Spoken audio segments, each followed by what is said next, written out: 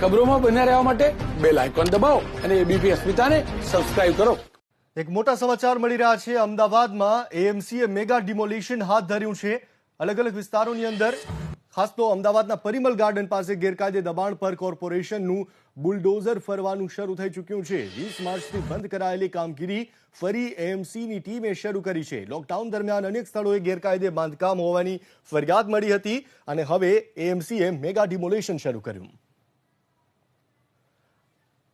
અમારા સંવાદદાતા કુશાંક સોની જોડાઈ ચૂક્યા છે। કુશાંક, કેટલા દબાણો દૂર કરવામાં આવી રહ્યા છે અને કઈ રીતે કામગીરી કરવામાં આવી રહી છે?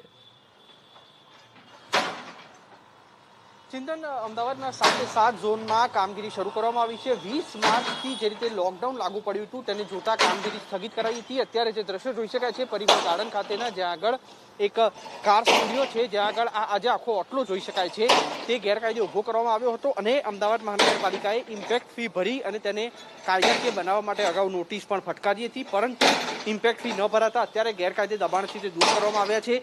આ પરિમલ ગાર્ડન સિવાય પણ અમદાવાદના અલગ અલગ વિસ્તારમાં, ખાસ કરીને સહેજપુર, બોઘા, જ્યાં આગળ બિસ્કિટ ગલી છે, ત્યાં આગળ પણ ડિમોલિશનની કામગીરી કરવામાં આવી રહી છે।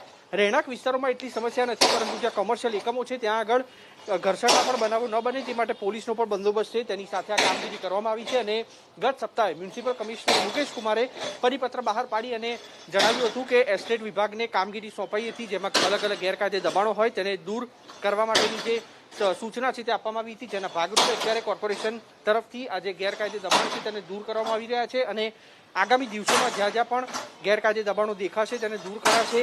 પોલીસની પણ આમાં મદદ છે તે લેવામાં આવશે, કારણ કે અમુક સંવેદનશીલ વિસ્તારોમાં ઘર્ષણ થવાની ચોક્કસ સ્થિતિ રહેતી હોય છે અને અત્યારે બુલડોઝર છે તે પહોંચ્યું છે, જેના તરફથી અત્યારે જે ઓટલો છે ગેરકાયદે બનાવવામાં આવેલો તેને તોડવાની કામગીરી કરવામાં આવી રહી છે। સમગ્ર દિવસ દરમિયાન આ કામગીરી ચાલુ રહેશે અને દંડાત્મક કાર્યવાહી પણ અગાઉ કરવામાં આવી હતી, નોટિસ પણ પાઠવવામાં આવી હતી, તેમ છતાં પણ જે ધંધાકીય એકમો છે તેમણે પોતાના દબાણો સ્વેચ્છાએ દૂર ન કરતા હવે અમદાવાદ મહાનગરપાલિકાનું બુલડોઝર છે તે શરૂ થશે। આગામી દિવસોમાં પણ આ જે મેગા ડિમોલિશનની કામગીરી છે તે અમદાવાદ મહાનગરપાલિકા દ્વારા ચાલુ રાખવામાં આવશે તેવી પણ હાલ માહિતી મળી રહી છે। ચિંતન, જી આભાર કુશાંક જાણકારી આપવા માટે। તો અલગ અલગ 7 ઝોનની અંદર આ કામગીરીની શરૂઆત કરવામાં આવી છે। પરિમલ ગાર્ડન નજીક જે દબાણો ઉભા કરવામાં આવ્યા છે ત્યાંના દ્રશ્યો, દબાણ હટાવવા માટેની અનેક ફરિયાદો મળી હતી લોકડાઉન દરમિયાન અને આખરે આજે શરૂ કરવામાં આવી છે દબાણ હટાવવાની કામગીરી। 20 માર્ચથી બંધ કરવામાં આવી હતી તે કામગીરીને ફરી એક વખત શરૂ કરવામાં આવી છે। અલગ અલગ વિસ્તારોની અંદર એએમસીનું બુલડોઝર ફરી વળ્યું છે, જ્યાં પણ ગેરકાયદે